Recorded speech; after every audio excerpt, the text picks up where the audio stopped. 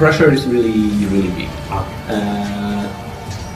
We try to, you know, embrace it, take it, and evolve this, turn this pressure into, you know, positive energy.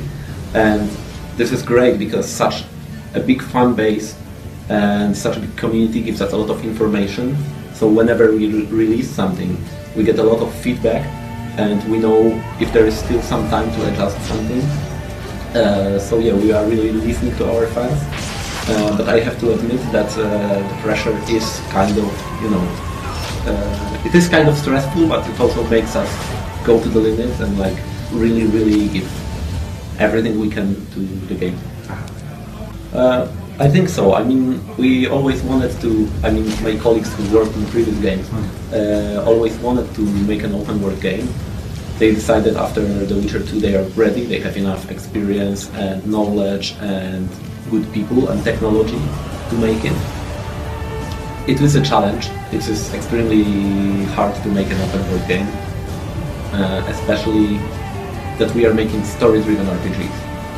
We are really focused on the story, on the choices that player makes. So we had to answer the question how to make player follow the story and make the choices and follow you know, the tasks that we want him to follow and learn the sequences. And at the same time deliver an open world, exciting, interesting environment for him to explore, to have fun basically, to hunt monsters, you know, to travel. So this was kind of a challenge, but I think we made it really well. I think this is one of the main differences, is that the story, that we are still story-driven. You can still make choices that really influence the world. The world changes.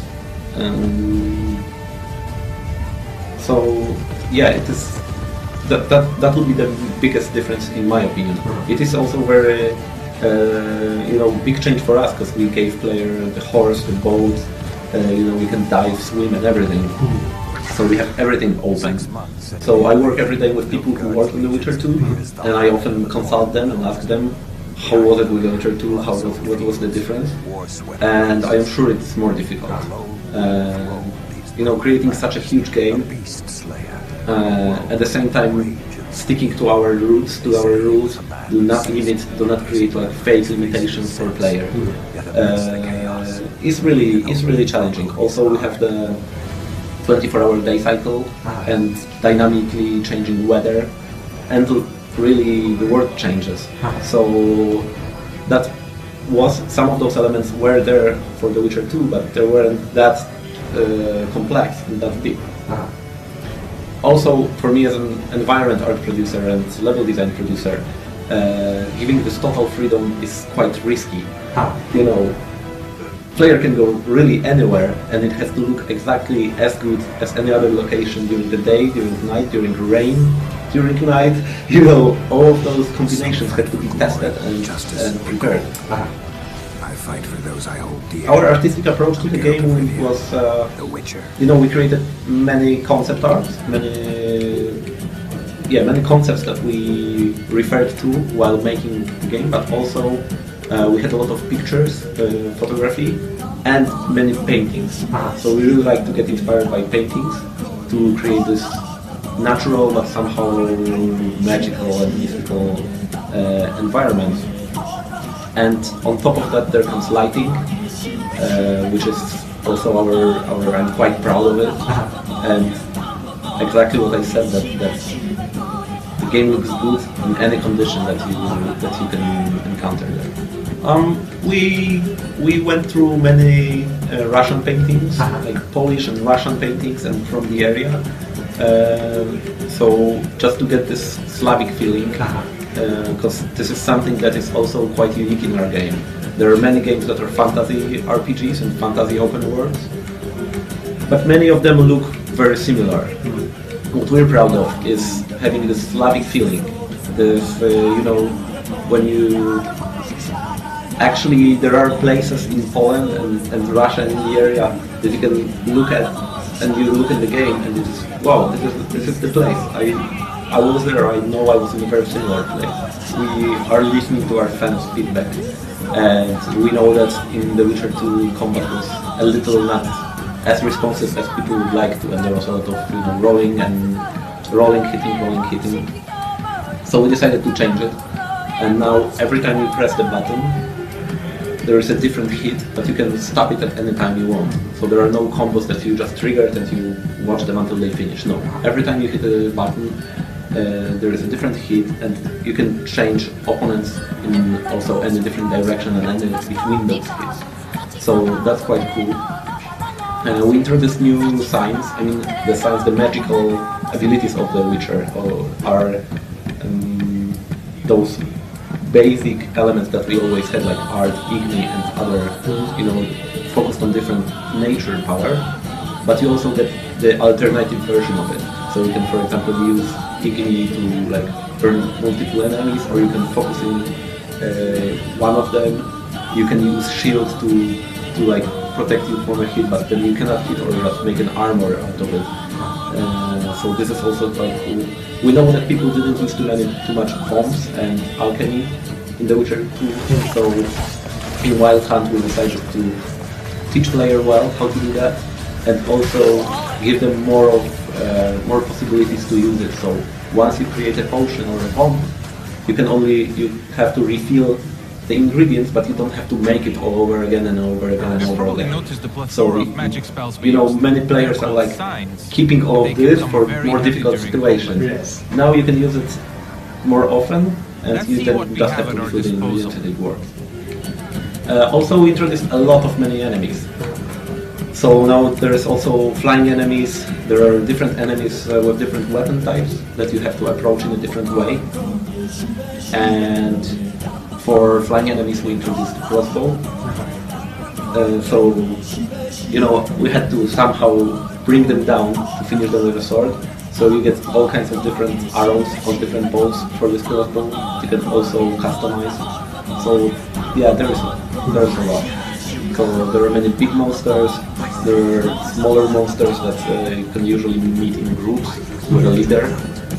And there are many human opponents that also are very different in approach. So if you have a two-handed enemy, who is super easy if he's alone, because he's slow, but if there's a guy with a bow behind him and two guys with shields with him, the battle becomes challenging. You have to think about how to challenge him. And monsters, yeah, we have a lot of big monsters and they don't scale, so you can go right away to find a big monster and try to fight him, but it might be too early, it might be too difficult. You might have to go back, level up, get some better gear, and then come back. Yeah, there are skills you can invest it in different disciplines, like sword fighting, like alchemy, like magical abilities, and it is improved, but I'm not quite sure how it works at the moment, because I was super focused on the art side. I think there are many people who are happy about it. Yeah. I mean, I joined the studio 2.5 years ago, so I'm not tired with The Witcher. I'm still super excited about it and working on the most anticipated game. But there are people who already finished 3 games with The Witcher, and I think that's enough. They are okay. Let's close it. Let's finish the story. Let's make it as epic and as good as possible, and move on to something else. So I think we feel good about it, and we made this. We made the Wild Hunt really intimate and about Geralt, just to finish it, just to finish the story, just to conclude it, to make your choices really matter, to meet your family, meet your friends again. You can really feel it is complete. So it is an element of life, and we always tell that and focus on that we make mature games for mature players, and I think this is an element that should